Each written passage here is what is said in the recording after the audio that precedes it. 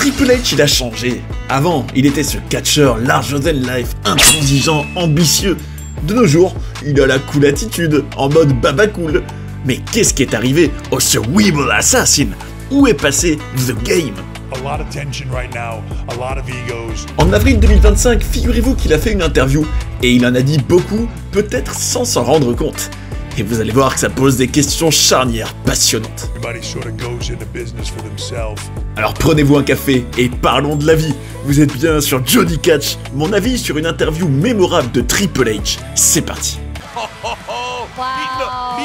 Et oui, le Sir Weeble Assassin a fait une interview très intéressante et on va rentrer dans le vif du sujet, on va en parler mes amis. Donc c'était pour le podcast High Performance et c'était le 14 avril 2025, donc en pleine route vers WrestleMania 41, sacré événement par ailleurs. Et donc Triple H s'est pas mal confié, notamment, et c'était la partie la plus intéressante selon moi de ce podcast, notamment sur les soucis de santé qui lui étaient arrivés et à quel point ça l'a changé. Et je trouve que, et c'est pour ça que je disais que c'était peut-être sans s'en rendre compte qu'il a dit des choses sur lui, que à travers ses paroles et à travers les confidences qu'il a faites sur comment il a changé à partir de problèmes de cœur qu'il avait eu, parce que oui, on va parler du contexte juste après. En gros, à partir de tout ça, je trouve que c'est révélateur sur, on va dire, la posture de Triple H en tant que responsable créatif de nos jours, et aussi les problèmes que ça peut révéler sur le fonctionnement actuel de la WWE. Enfin bref, sachez donc, ça c'est très important de le savoir parce que c'est tout le cœur de ces confidences, que Triple H donc, à l'automne 2021, il avait eu des soucis de cœur. Et bref, en tout cas, c'était quelque chose qui l'a beaucoup affecté, hein. Il est passé près de la mort, et il a dû même avoir un pacemaker. Et il a dit, alors on rentre dans le vif du sujet, il a dit, alors je le cite, « Quand il t'arrive un truc comme ça dans ta vie, un problème de cœur, un cancer, tu perds qui tu es, tu perds ton identité. » Là, il disait, moi, je suis Triple H, ce gros catcheur larger than life. Et d'un coup, tout est parti. Tu n'es plus ce type. Qui je suis? Je fais quoi? Et ça, je trouve, cette phrase, vous trouvez pas qu'elle est incroyable, mes amis, sérieux? Qu'est-ce que c'est révélateur, nom d'un chien? On a quand même, donc, Triple H qui nous dit qu'à partir du moment où il a vécu cette épreuve, qui est malheureuse, bien sûr, hein, ça, évidemment, pour l'être humain Paul Lévesque, dure épreuve. Et on a envie, bien sûr, de soutenir l'être humain, évidemment.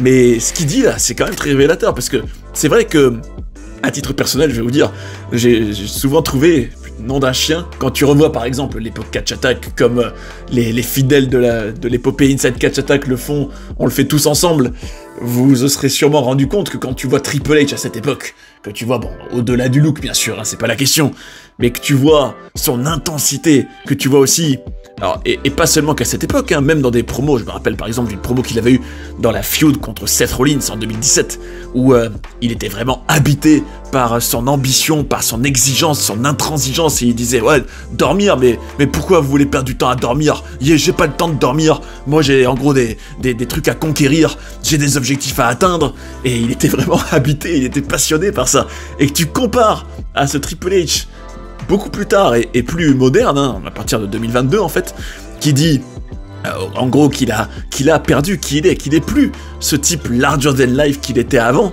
Bon, au-delà, là on imagine bien que c'est pas la question du physique ou quoi, hein, c'est la question que le personnage, enfin en tout cas ce rôle qu'il a joué avant et auquel il s'identifiait, qui faisait partie de son identité, il l'a perdu.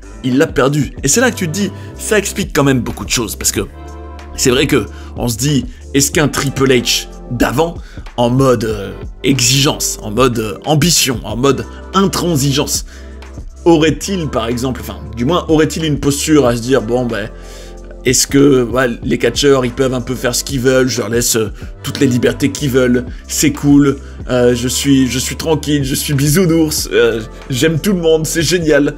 Non, il serait clairement pas comme ça, mais on va en parler un peu plus tard de tout ça. Bref. Donc là, ça explique quand même une grande chose, Triple H s'est perdu. Il ne savait plus qui il était. Et c'est comme s'il était devenu une nouvelle personne à travers cette épreuve qui lui est arrivée. Par exemple, il dit, plus tard, oui, en fait, je me suis rendu compte, mon job le plus important que j'ai, c'est être père, être mari. Alors d'un côté, j'ai envie de dire, bravo, Triple H. L'humain, la famille, les vraies priorités, bien évidemment.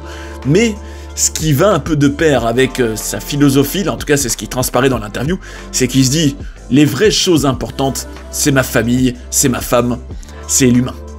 Donc tout ce qui est WWE, c'est moins important, c'est pas grave. Par exemple, il disait, là, il y avait une phrase très marquante, il disait, oui, quand des choses négatives arrivent, aujourd'hui, j'arrive à en gros les ignorer ou pas y attacher trop d'importance. Un mauvais show, ok, bon, j'ai ma femme, mes 3 enfants, j'ai déjà tout ce dont j'ai toujours rêvé, même plus. Et quel est le piège de ça? Parce que d'un côté, oui, Triple H, j'ai envie de te dire, et c'est comme mon avis, oui, tu as raison dans le fait de privilégier tes proches. Oui, ça, je peux que soutenir ça, personnellement. Mais, de l'autre, à partir du moment où tu relativises tout en te disant, bah non, la vraie priorité, c'est la famille, et les proches, et le reste, truc mauvais, bon, c'est pas grave, on s'en fout. Mauvais show, bon, c'est pas grave, il y a plus important dans la vie. Ouais, mais en faisant ça, on baisse la barre de l'exigence et la barre de l'ambition. Et les shows, donc ça veut dire que oui, le produit peut être complètement bidon. Oh, c'est pas grave, il y a plus important dans la vie. Ah, mais c'est comme ça que les shows deviennent nuls et qu'il n'y a plus la moindre attente et la moindre volonté de faire les choses bien. C'est vrai. Et quand j'entends ça, je me dis, bah, je comprends mieux comment des choses invraisemblables de nullité on peut être tolérées. Je me dis, bah oui, si t'as affaire à quelqu'un au poste de responsable créatif qui trouve que oui, bon, si c'est mauvais, c'est pas grave, et qui ne fait plus. Bon, après, je dis pas qu'il devrait faire passer ça au-dessus de ses proches, je dis juste que il doit quand même trouver que s'il y a un mauvais show, ben non, c'est grave, c'est quand même. Où est-ce qu'on va? Bref, il disait aussi que depuis il appelle ça un reset, une réinitialisation qu'il a vécu avec sa santé, qu'il voit les choses différemment. Il a dit, alors une phrase marquante, même si, bon, d'un côté, ce qui est paradoxal avec pas mal de phrases qu'il a dites, le bon vieux Paul Lévesque, c'est que autant je suis d'accord, mais autant il y a un double tranchant à ces phrases. Par exemple, quand il dit « Personne écrit sur sa pierre tombale, j'aurais aimé travailler plus », ben je dis « Oui, non, mais bien évidemment, Triple H, bien évidemment, mais c'est pas pour autant que le travail en question, même si on parle de catch, on parle de booking créatif, on parle de choses qui, d'ailleurs, il est passionné par rapport à tout ça, que des choses qui sont... Je veux dire, c'est pas un simple travail que tu subis et que tu dis oui, non, ça restera toujours ouais, quelque chose, ouais, je regretterai jamais plus tard de pas y avoir passé assez de temps. Certes, ok, oui, d'accord, l'humain et la famille au-dessus de tout, oui, mais pour autant, il faut pas non plus négliger, en l'occurrence, ton travail de responsable créatif, mon Triple H. Il a dit aussi, si ça s'arrête demain, ça me définit pas. Donc, alors que je pense, alors bon là il le dit pas, mais ça pour le coup c'est que mon humble avis, je pense que si on lui avait demandé quelques années en arrière, oui, qui est Paul Lévesque, qui est Triple H, il l'aurait en grande partie décrit à travers le catch, la WWE, c'est toute cette ambition que ça traduit, cette intensité derrière, tout ce passé qu'il a, mais... Dans cette interview, au contraire, il semblait dire « Oui, non, moi je me résume pas au catch, c'est pas ce qu'il y a de plus important chez moi. » Alors, autant, en fait, c'est un sage équilibre, je trouve. C'est pas non plus faire passer ça au-dessus de tout à tout prix, mais de l'autre, ne pas non plus dire « Ouais, bon, c'est pas grave, c'est secondaire. » Enfin, voilà, vous avez compris, je trouve que Triple H, selon moi, est un peu trop dans l'extrême à s'en battre les roubibis un peu. Bref, il a dit aussi, et ça c'est très intéressant, parce qu'il disait « En gros, oui, quand j'étais malade, un tas de choses que j'ai créées s'effondraient. Des équipes que j'avais, en gros, tout ça collapse, comme il disait. » Et c'est vrai que quand on entend ça, on se dit, rappelez-vous qu'au moment des problèmes de cœur, tout ça, c'était la même période où Vince McMahon avait pris en charge NXT, l'avait repris des mains de Triple H alors que c'était sa création, comme il le dit. Et pourquoi, à la base? Ça, c'était les news qui étaient sorties à l'époque. Parce que Vince McMahon n'appréciait pas les profils de catcheurs qui sortaient de NXT que Triple H formait. Alors, aussi bien en termes de look qu'en termes de... Oui, en gros, ce qu'ils apprenaient, la manière de catcher. On se rappelle, par exemple, que c'est déjà arrivé, qu'ils renvoient des types comme Keith Lee s'entraîner, parce que, alors qu'ils étaient arrivés dans le main roster, parce qu'ils trouvaient, oui, non, il faut réapprendre des choses, ça va pas du tout. Donc, quand on se rappelle de ça, on se dit, c'est vrai que Triple H, avoir en même temps la santé plus... En gros, Vince qui révolutionne NXT, et d'ailleurs, si tu prends du recul, c'était pas si... Enfin... Après, chacun son avis, mais NXT 2.0 donnait plutôt des mises en avant à des personnages forts ou à des types plus massifs, plus intenses. Rappelons-nous que c'est là que Bron Breakker a été mis très en avant, par exemple. Et aussi un type comme Tony D'Angelo, qui était un excellent personnage. Bref, je me dis, certes, Triple H trouvait que tout s'effondrait, mais en soi, c'était plutôt une bonne chose, hein. Personnellement, c'est mon avis. En tout cas, il dit que toute cette épreuve, il a dit, ça a fondamentalement changé qui je suis. Donc, bah, tout est dit, hein. Tout est dit. C'est vrai que, mettez-vous à la place... Alors, enfin, plutôt comparer l'époque où c'était Vince McMahon, par exemple en Gorilla Position pendant les shows, ou même au quotidien à la WWE, à avoir une vision non seulement de comment les choses doivent se faire, mais aussi comment, en gros, où est-ce qu'il veut qu'on aille, où est-ce qu'il veut que la WWE aille, que des storylines aillent, que des catcheurs aillent, les visions qu'il a.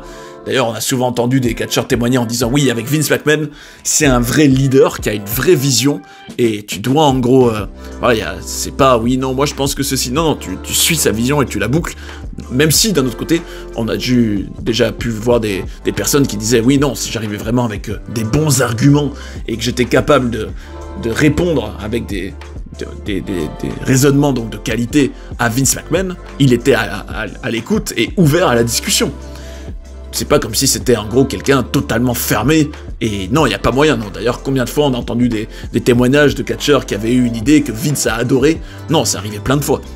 Mais Vince McMahon, en tout cas, il a cette vision, et surtout, si ça se passe pas comme lui le veut, ou qu'il voit des choses dans son show qui ne lui plaisent pas, combien de fois on a entendu des histoires comme quoi il pétait un câble, ou qu'il engueulait les personnes concernées, ou que les personnes, par exemple les catcheurs, en revenant du ring de leur match, Vince les mettait au pli, et là j'ai l'impression qu'avec Triple H c'est tout l'inverse de ça. C'est des catcheurs font un peu, ouais, ils font des trucs pas top dans le ring, ou alors oui, non, c'est, enfin en tout cas tout dépend aussi de la vision de Triple H, mais par exemple oui, ils font des erreurs, où les choses se passent pas vraiment comme j'aimerais, où il y a des choses qui vont pas, c'est pas grave. Bah justement, la phrase suivante qu'il a dite, tenez-vous bien, j'ai l'impression que c'était une subtilité pour, en gros, décrire Vince McMahon. Tenez-vous bien. Il disait, en gros, que selon lui, parce qu'en gros, dans l'interview, il parlait d'émotion, et il disait que selon lui, ouais, non, l'émotion, c'est pas de la faiblesse, montrer ses émotions. Il disait que par contre, péter un câble et en gros, montrer sa colère et être excédé, et le montrer aux autres, que ça, c'était de la faiblesse, selon lui. Il disait, oui, quand tu pètes par exemple un câble en Gorilla Position, alors tu contrôles pas ta colère, t'es pas capable de te contrôler, t'es faible. Et il disait, d'ailleurs ça on pense forcément à Vince McMahon, hein. C'est vrai, c'était qui pétait des câbles en Gorilla Position? Bah c'était Vince McMahon, hein, évidemment. Il disait aussi, moi j'ai pas honte par exemple d'être ému et de pleurer avec un catcheur si je le vois arriver, que je vois qu'il a réalisé son rêve et qu'il est aussi bouleversé, je pleure avec lui, j'en ai pas honte. Par contre j'aurais honte si je pétais un plomb en insultant un type, si par exemple il a fait une bêtise, il a fait une erreur, et quelque chose qu'il a fait ne m'a pas plu, là j'aurais honte parce que ça voudrait dire que je me serais pas contrôlé, j'aurais été faible. Et il dit, ça c'est passionnant je trouve toutes ces phrases, hein, mais il disait aussi, oui, quand t'es pas dans la colère, mais que t'es au contraire dans la même émotion que des gens passionnés, que tu transmets ta passion, tout ça, les gens veulent travailler avec toi, les gens ça les motive, ils veulent être avec toi, ils veulent travailler pour toi, alors que si t'as quelqu'un qui est toujours en colère, bah tu trouves que c'est un salopard et tu veux pas travailler avec lui. Et là j'ai l'impression, mes amis, dites-moi ce que vous en pensez en commentaire, qu'il vient tout simplement de comparer sa manière, son management, et comment lui se comporte avec les talents et la méthodologie, j'ai envie de dire, de Vince McMahon avant.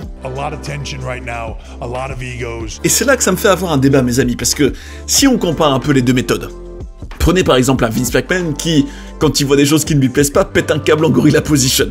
C'est vrai que ce que dit Triple H, ça peut s'écouter, c'est vrai que des catcheurs peuvent par exemple sans arrêt se retrouver, mais bon, à condition qu'ils apprennent, par exemple, s'ils apprennent, imaginez, il y a Vince McMahon qui pète un plomb parce qu'il voit des choses qui ne lui plaisent pas.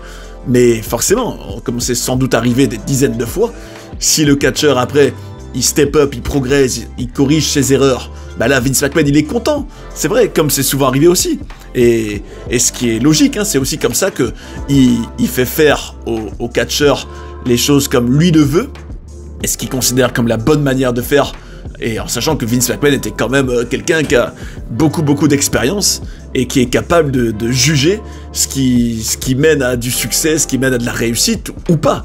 Donc tu te dis, faut pas en gros caricaturer, se dire oui, Vince McMahon en gros c'est le type, oui, que quand tu rentres en Gorilla Position, il te gueule dessus et t'as pas envie de travailler pour lui. Non, c'est en tout cas des témoignages qu'on a pu lire à travers plein de superstars différentes, hein, c'est plutôt oui, il a une vision, et si t'es capable de te corriger, de progresser, de t'améliorer, bah il le valorise et il motive aussi pour ça. Donc je me dis, c'est vrai que quand Triple H dit oui, si t'as affaire à quelqu'un qui est toujours en colère, oui non, c'est sûr que si c'était une colère permanente, vraiment tout le temps, on peut comprendre, oui, que des catcheurs seraient peut-être, au bout d'un moment, ras-le-bol, et qu'ils n'auraient pas envie de travailler avec un salopard. Oui, ça peut s'écouter, mais de l'autre, l'attitude inverse de dire oui non, je vais jamais en gros péter un câble ou gueuler ou être excédé parce que c'est pas grave, tout est que du catch, c'est pas grave, il y a plus important dans la vie. Bah ça le problème, c'est que ça laisse s'installer par exemple des choses négatives et finalement ça nuit sur le long terme au produit. Et j'ai l'impression en fait, et ça sera un peu le mot de la fin hein, de toute cette situation, que sous Triple H, les catcheurs ont respiré. Un peu comme des souris qui étaient habituées à avoir un chat qui les attaque sans arrêt, et ce qui les faisait en gros être sans arrêt méfiantes, vraiment parfaites dans tout ce qu'elles font, parce qu'elles disaient oui, si on n'est pas parfaite, le chat va nous bouffer. J'ai l'impression que, justement, une fois que le chat est parti, les souris dansent. Et que c'est ça un peu la gouvernance sous Triple H. C'est, oui, des catcheurs qui se sentent plus libres. Et ça, c'est souvent les témoignages qu'on entend hein, sur la gouvernance de Triple H. C'est que, oui, il est plus à l'écoute des catcheurs, il nous laisse plus de liberté, on a plus de possibilités créatives. Et donc... certains trouvent ça génial, trouvent ça fabuleux, ils se disent bah c'est beaucoup mieux qu'avec Vince McMahon avant, on se sent mieux, on est plus heureux. Oui, ok, sur le moment, c'est sûr que les souris se sentent bien, elles se sentent libres, elles respirent. Mais à long terme, est-ce que c'est vraiment viable? C'est la vraie question. C'est la vraie question. Tu te dis, si en gros la barre de l'ambition, elle est jamais respectée, que oui, on laisse faire certaines choses, que un type peut par exemple catcher d'une certaine manière, qu'il a appris ailleurs, et on le laisse tout faire sans problème, ou peu importe ce que c'est, n'importe, que ce soit au micro, que ce soit dans le ring, que ce soit des storylines, que ce soit la qualité globale du show, même les commentateurs, hein.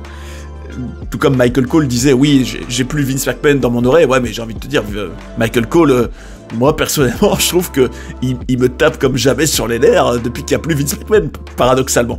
Même si pour autant, je le trouvais pas non plus super avant, moi j'ai toujours préféré Jim Ross. Bref, en tout cas, je me dis, c'est le danger de laisser toute la liberté aux talents, de pas être exigeant avec eux, de pas les engueuler ou de pas leur signaler quand quelque chose est mauvais, du moins considéré mauvais.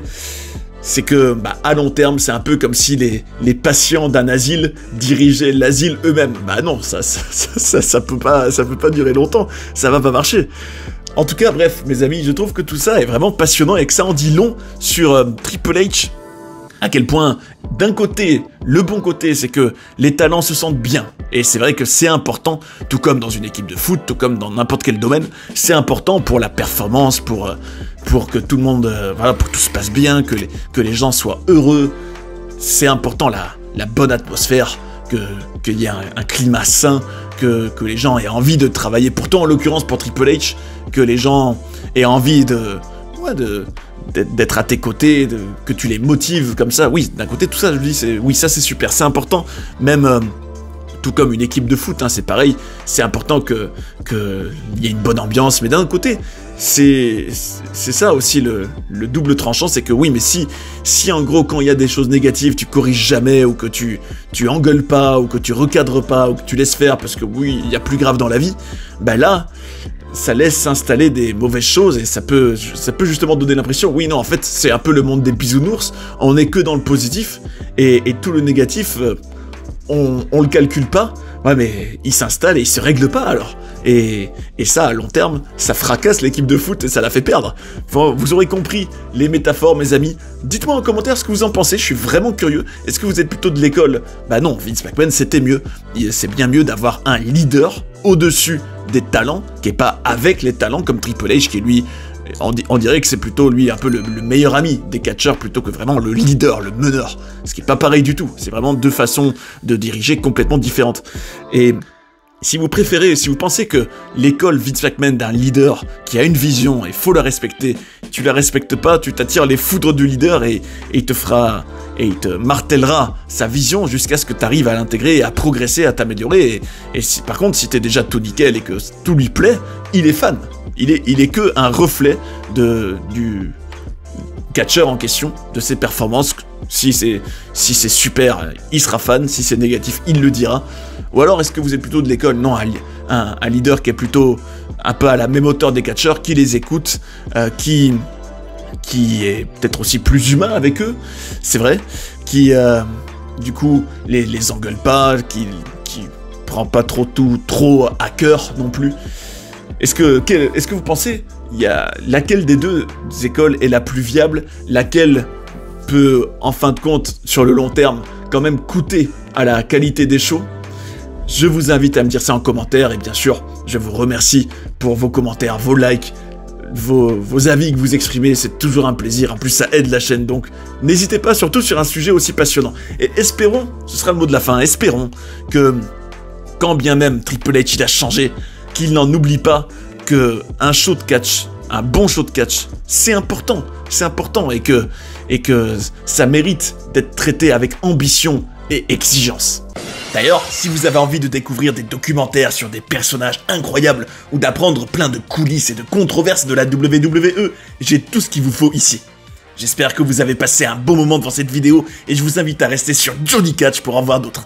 A tout de suite. And that's the bottom line, 'cause Stone Cold said so.